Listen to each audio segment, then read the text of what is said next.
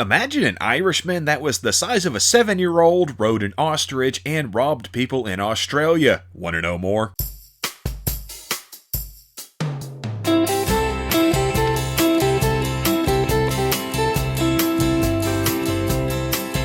John Francis Peggotty, also known as Liam Peggotty, also known as the Birdman of the Coorong, was born in Limerick, Ireland in 1864. He was born premature and stayed small his entire life. As I said earlier, he was roughly the size of a 7-year-old child. He went to South Africa as a teen, which is where he learned to handle ostriches, and after leaving, some say he went to England, then to Australia, some say he went straight to Australia. Either way, it doesn't really matter. He ended up in Adelaide and became quite the thief. He formed a gang supposedly made up of children that were roughly his size, and they were known for robbing houses by going down the chimneys. He also liked to show off, wearing the stolen jewelry in what I personally see as a mixture of Billy the Kid and Mr. T. Yeah, I'd pity that fool. Things got too hot, so he laid low for a few years, but ended up popping back up in Coorong, an area a few hours away from Adelaide that's now a nature preserve. Apparently it's a really cool place to visit. I'd like to go someday. Where he was known to ride an ostrich, carry 2 pistols, and yeah, wore more chains than Marley's ghost. All while holding people up. Oh, and as far as where did he get an ostrich, there were several farms in the area that raised them for their feathers. The feathers apparently look good for fashion and make great dusters. He's known for at least a dozen robberies and a few murders, but in 1899 he tried to rob the wrong fisherman, a guy named Henry Carmichael,